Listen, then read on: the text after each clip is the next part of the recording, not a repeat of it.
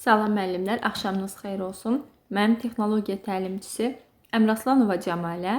Bugün sizlə 6-cı sinifin 5-ci mövzusu olan sanitar texniki avadanlıqların sadə təmir texnologiyası mövzusu haqqında danışacağıq. Baxın müəllimlər, hər birimizin evində sanitar texniki avadanlıqlar mövcuddur. Bu hansı ki, mətbəxlərimizdə və yaxud da ki, əl-üzyanda, vanna otaqlarında istifadə etdiyimiz, yəni su quraşdırıcı kranlardır ki, hansı ki bu hər birimizin evində mövcuddur.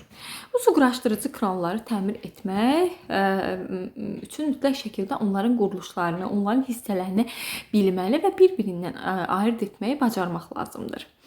Biz deməli şəkil 1-də bir linkli su kranının hissələrini görürük ki, su kranı hansı ki dəstək, su şırnağı tənzimləyicisi, keramik kartrik, gövdə, təsbit edici pərçim və əyilən su borusundan ibarətdir.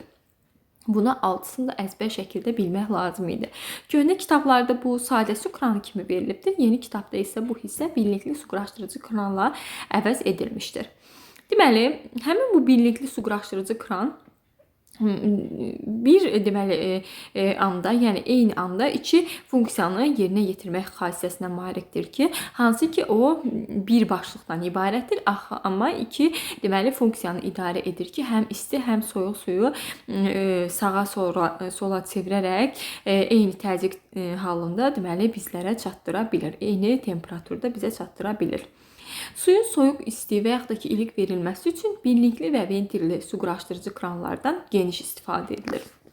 Və təyinatına görə də hansı ki, su quraşdırıcı kranlar müxtəlif növlərdə istehsal edilirlər. Onlar əl-üzyanlar üçün, yəni mərkəzi, vanna və əl-üzyanlar üçün isə ümumi şəkildə icra edilirlər. Və su quraşdırıcı kranlar su ilə daim təmasda olur. Ona görə də onların hissələri mütləq paslanmaz metaldan hazırlanmalıdır. Belə ki, onların metal hissələri laton və yaxud tuncdan olur, kran başlıqları plastik kütlədən və metaldan, sıxıcı araqatlar isə rezindən, dəridən və plastik kütlədən hazırlana bilirlər. Ancaq şəkil 2-də isə bizdə ventilli su quraşdırıcı kran göstərilmişdir. O 3 hissədən ibarətdir. Gövdə, ventilli başlıq və su axan boru. Ventilli başlıq su quraşdırıcı kranın tərkib hissələrindən biridir. Hansı ki, o suyun hərəkətini tənzimləyir və bağlayıcı funksiyasını yerinə yetirir. Su ötürücü kranda olduğu kimi, su quraşdırıcı kranın da başlığını saat əqrəbi istiqamətində fırladırıq.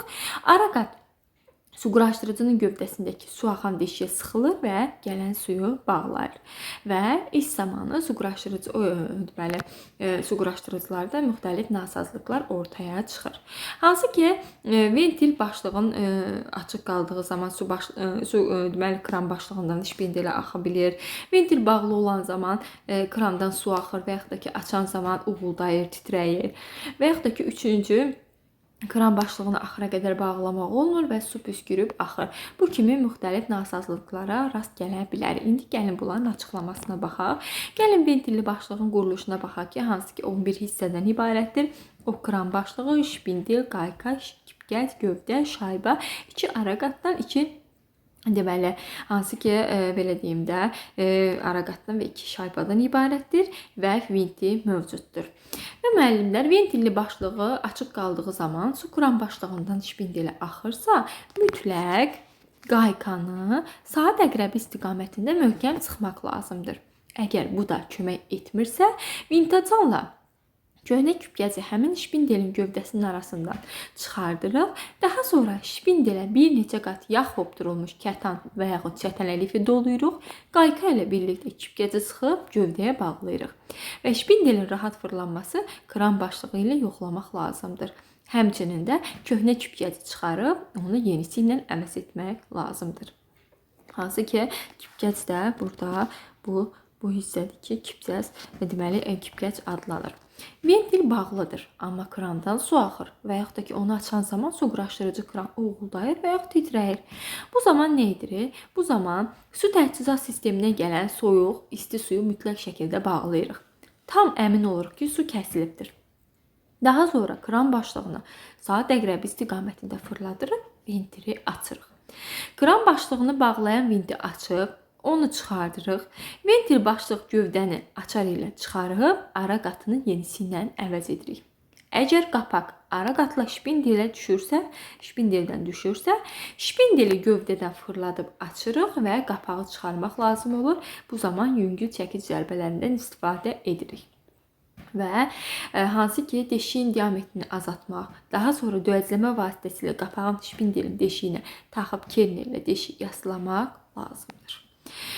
Üçüncü nasazlığımız kran başlığını axıra qədər bağlamaq olmur və su püskürüb axır. Bu zaman bu nasazlığı aradan qaldırmaqdan ötürü ventil başlığını dəyişirik. Səbəbi isə şpindeldə və gövdədə yivin dağılmasıdır. Hansı ki bu işləri icra edən mütəxəssislərə çilingərlər deyilir.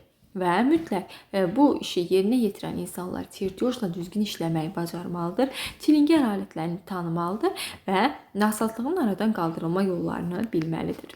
Həmçinin bu işləri yerinə yetirən zaman müxtəlif təhlükəsiz qaydaları var ki, mütləq həmin qaydalara riayət etmək lazımdır. Hansı ki, təmirə başlamazdan əvvəl mütləq suyu bağlamaq, ventil başlıqlarını yastı ağız kəlbətindən çıxarmaq olmaz, çünki ventilin səthini zədələyə bilər. Yivi qırmamaq üçün kranın və ventil başlığının detallarını ehtiyatla əymədən vurub çıxarmaq, sanitar texniki avadanlıqların təmirdən sonra su ötürücü sistemə su verilərkən ventilin sınmaması üçün onu tələsmədən açmaq lazımdır və təmir edilmiş avadanlıqlardan suyun axmadığına əmin olduqdan sonra tam olaraq açmaq olar və iş bitdikdən sonra əllərimizi sabunla yumalıyıq. Baxın müəllimlər, bu mövzumuzun geniş formatda izahıdır. Burada əsasən birlikli su quraşdırıcı hissələrini əzbər şəkildə bilmiş olun. Ventilli su quraşdırıcı kranı və ventilli başlığın quruluşunu əzbərləmiş olun. Həmçinin bu üç nasazlığı necə qısa şəkildə yadda saxlamaq olar ona baxaq. Hansı ki başlıq açıq qaldığı zaman, açıq sözü hansı hərflə bitir müəllimlər? Q hərfi ilə bitir. Açıq sözü var. Qaykanı, Q hərfi ilə bitir. Qaykanı saat əqrəb istiqamətində möhkəm sıxmaq lazımdır və köhnə kipkəci çıxarıb yenisi ilə əvəz etmək lazımdır. Bunu bu üç cümlə ilə yadda saxlamaq olar. İkinci, ventil bağlıdır. Amma krandan su axır və kran uğuldayır, titrəyir. Birinci suyu bağlayırıq. Daha sonra isə burada nə edirik? Mütləq şəkildə suyu bağladıq və ara qatını yenisi ilə əvəz edirik. Bunu da bu şəkildə yadda saxlayırıq. Üçüncüdə isə bu nasazlığı aradan qaldırmaqdan ötürü şpindeldə və gövdədə yivin dağılmasına nəzarət etmək lazımdır ki, bu problemi aradan qaldırsaq, hansı ki su püskürüb axmayacaqdır. Bu şəkildə, lakonik şəkildə də yadda saxlaya bilərsiniz. Uğurlar hər kəsə, diqqətlə qulaq asın. İnşallah ki, bugün sizə nələrsə qazandıra bildim. Kimlər miq və sertifikasiya imtahanına hazırlaşıb, ixtisas üzrə yüksək nəticə əldə etmək istəyirsə, mənə şərh bölməsində bildirə bilər. Bəyənib, abunə olub, şərh bildirməyi unutmayın. Uğurlar hər kəsə.